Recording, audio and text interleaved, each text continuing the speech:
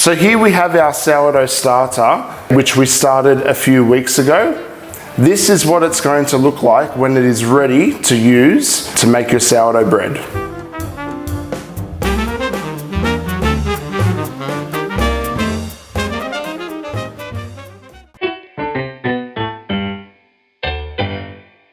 Let's do it. Let's do it. Yes, hi and welcome to Vincenzo's plate. Oh yeah, with Anthony's plate. Guys, this is one of the best, if not the best bakers, maybe in Australia. And he's gonna show us how to make the sourdough starter. Yeah, you've all been asking. So why do I have to use sourdough starter? No yeast or fresh yeast? Well, to make sourdough bread, you really need a sourdough starter. In sourdough bread, we don't use any yeast at all. Right, okay, yeah. So it's more natural and... Absolutely, a much more natural, very slow fermentation. Yeah, but a very tasty and very nutritious result. All right, so let's learn from the master of the bakers. So if you go online, you're going to see many different instructions on how to start your own sourdough starter, okay? And this is just one way to do it, but it's one way that we know that works. Today we're using a nice crunchy red apple. It's nice and sweet. It's fairly easy to buy around the world, in different parts of the world, in season most of the year. So really easy to use, but in saying that, you know, you could use grapes or even sultanas, dried fruit, and it'd be perfectly fine. But today we're going to use some apple. So I'm using a bread flour here, a white bread flour, 30 grams of that, and just some water, 30 grams of some cool water, okay? So we're going to add our flour into the water. Now I'm just going to cut a couple pieces of apple, and now simply just mix this together. So you can actually make sourdough starter with no fruit at all, but it just takes a little longer. So this is a little cheats way to make the process more quick. And that's it, there is our mixture. So now I'm simply going to add this into a little jar, spoon it in. That's it, Vincenzo. And now all we do is we just pop the lid on top, but not screw it on tight, because we want to allow our starter to breathe. And we simply leave it at room temperature for 3 days, and you don't do anything to it. Really, really, really simple. So over the course of the next 3 days, you're going to keep this in somewhere where it's a nice consistent temperature, not in direct sunlight, not where there's any drafts or breezes, okay? And I guess over the first day, you really won't notice much happening at all to your starter. But by day 2, you may start to see some changes occurring. You might see 1 or 2 little bubbles happening.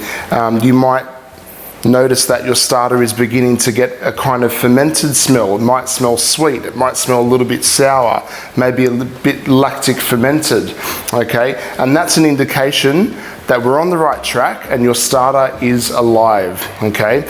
By day 3, you should see many more bubbles happening and a much stronger smell, okay? If you haven't reached that point where you can't see that your dough is rising a little bit, it's got lots of gassy bubbles, or it doesn't have a kind of sour fermented smell, then it might just be a little bit cold in your house. So that means that you need to maybe leave it another day or so, okay? No matter where you are in any part of the world, you will be able to make this recipe, but we just need to, as bakers, adapt to our conditions. So if it's a little warmer where you are, it might happen a little quickly.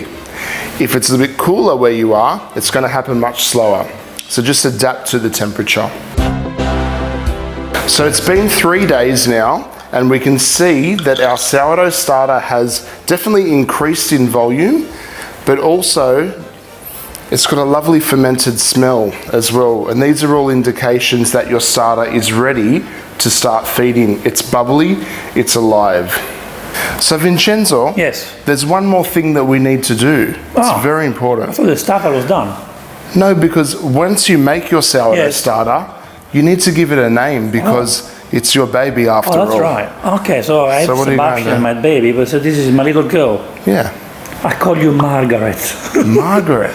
Hello, Margaret. That's a beautiful name for a starter. It's a margarita, so she's gonna make us beautiful bread. Now that we have this, can I make bread? Margaret is not old enough yet. She's only 3 days old. Okay. When she's a few more weeks older, she'll be ready to make bread with. So what do I do now? Now we need to build up her activity and her strength. Okay. Just like your little child, you need to feed him, to grow him up, okay? That's what we're going to do with Margaret. So we're going to feed her with some flour and water now. Okay. So let me show you the first step. So I have to wait about 3 weeks before I can make bread? Yeah, a few more weeks. Okay, we can wait. So now that it's time to feed our starter, let's have a look at the ingredients that we're dealing with. We have Margaret, our 3-day-old starter. I've got 30 grams of bread flour or baker's flour, and I've got 30 grams of water. Okay, let's pop our water into a little bowl. Now I'm going to scoop away some of our starter. Remember that on day 1 we added some bits of apple in there. We don't want to use the apple anymore. They've done all of their work. So now I just want to scoop in and grab some of this starter. All that we need to feed it is 15 grams, so a really small amount. Now we add our flour on top and just give it a good mix. But after, what's the consistency that you're looking for? It's going to be thick, like a really sort of thick dough that sort of clings a little bit to the spoon. Depending on where you are in the world and the type of flour that you're using, this consistency may look a little different though. So don't get too caught up on the consistency because different types of flour absorb different amounts of water. So now that we've fed our starter, we just need to simply pop it into our jar, okay, but doesn't need to be screwed on tightly so that your starter can breathe. And you just need to repeat that feeding routine twice a day, okay, spread out by at least 8 hours apart for about 3 weeks, okay, and that's going to be enough time to really build up the activity of your starter to the point where it's gassy and active and alive and ready to use to make amazing sourdough bread. Can you see how far up the jar the starter reaches? What I'm going to do is I'm just going to grab a Sharpie and just mark that point out on the jar. And the reason why we do this is it helps us to know how much our starter has grown after it starts to ferment. So for the next few hours, we're going to see that it starts to rise and rise, and we want to go ahead and use it in our bread recipe at the point where it's about doubled in size.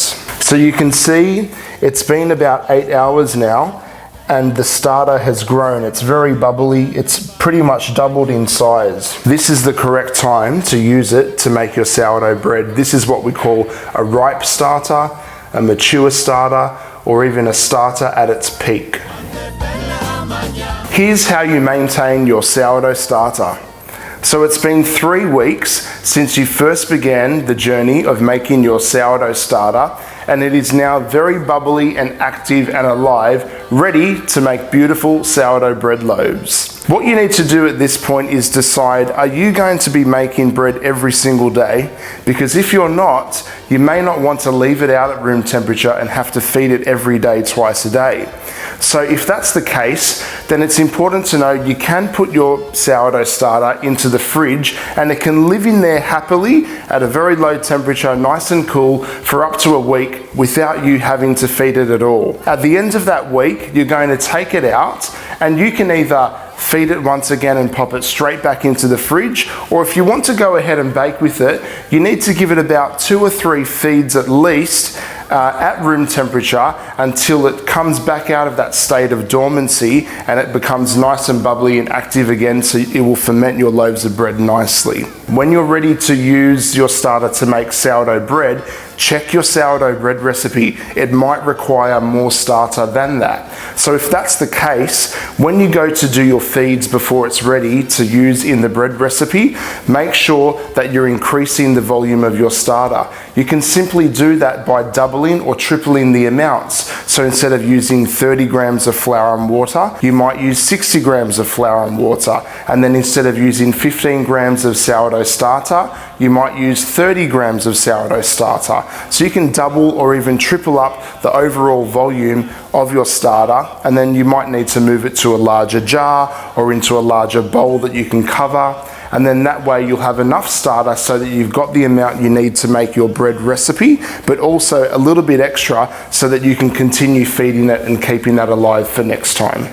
Oh, so thank you, Anthony. So thanks to you, now I can say I'm starting to become a baker. Absolutely. A sourdough baker. You've got your little baby Margaret. Got my little baby Margaret. She's ready to go. All I need to do now with Margaret is make sourdough bread. Yeah, should we do that? Let's do that. Okay. So the next video, it's sourdough bread.